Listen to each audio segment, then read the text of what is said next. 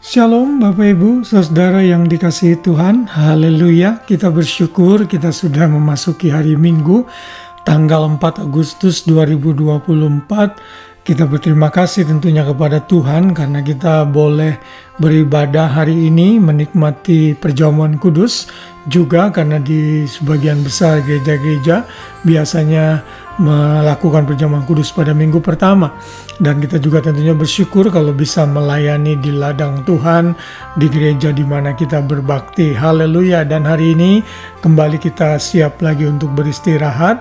Biar kita memenuhi hati kita dengan pikiran kita dengan firman Tuhan yang akan selalu mengubahkan hidup kita, meneguhkan kita menjadi pribadi yang lebih baik lagi.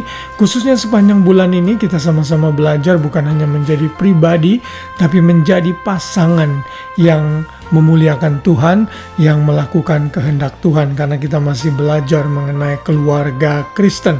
Dan hari ini kita akan belajar dari ayat yang menjadi ayat hafalan kita, yaitu Kejadian 2 ayat 23 yang berbunyi demikian. Lalu berkatalah manusia itu, inilah tulang dari tulangku dan daging dari dagingku.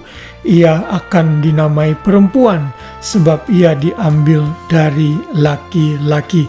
Kemudian ayat ini dikonfirm oleh Rasul Paulus beberapa ribu tahun kemudian dalam 1 Korintus 11 ayat 8 yang berkata demikian, sebab laki-laki tidak berasal dari perempuan, tapi perempuan berasal dari laki-laki.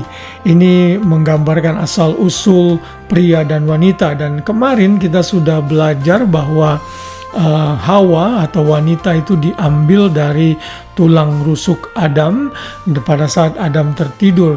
Dan ini menggambarkan bahwa pernikahan adalah rancangan Tuhan, karena begitu Hawa diciptakan, maka Hawa dibawa kepada Adam untuk dinikahkan oleh Tuhan, lalu kemudian mereka bersetubuh dan berkembang biak.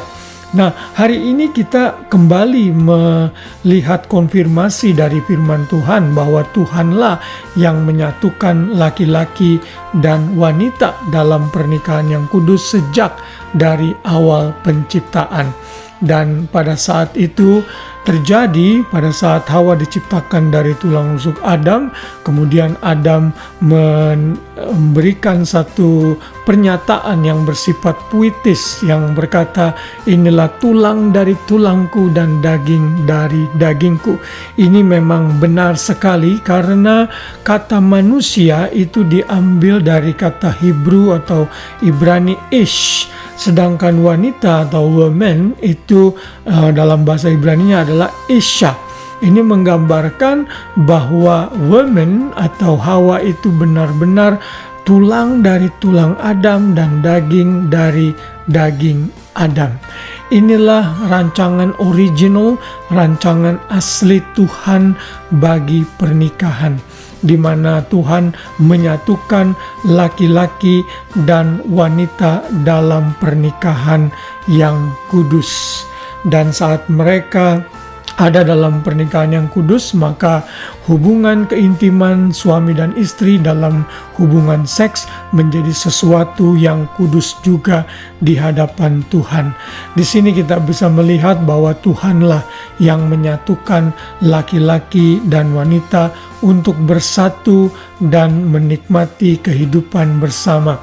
Dan tentunya seperti yang sudah kita belajar kemarin, kita melihat bahwa penyatuan dari laki-laki dan wanita ini ditujukan untuk memenuhi rancangan Tuhan, yaitu berkembang biak, beranak cucu, dan menguasai bumi. Sekarang dalam era modern yang kita alami, kalau saudara sudah menikah, saudara seorang suami atau seorang istri, sadarilah bahwa laki-laki atau suami yang Tuhan berikan untuk Anda adalah rancangan Tuhan. Dan bagi para pria, wanita yang dibawa dan diizinkan Tuhan menikah dengan dirimu adalah Tuhan sendiri yang menyatukannya.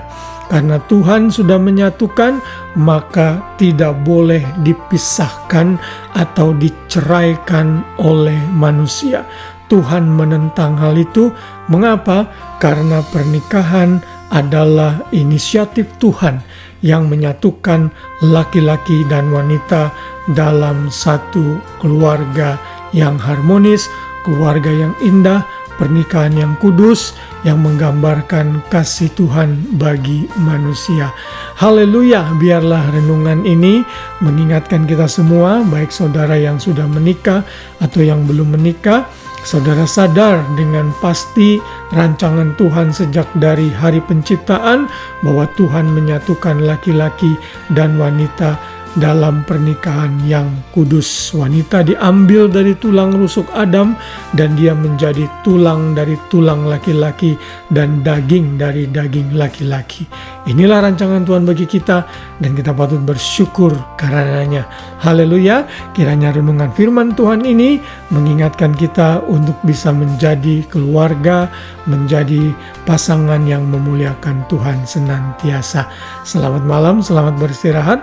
Biar damai sejahtera dan kasih Kristus memenuhi hati kita semua, sehingga besok pagi kita bangun dengan tubuh, jiwa, raga yang sehat, dengan rahmat Tuhan yang selalu baru setiap hari.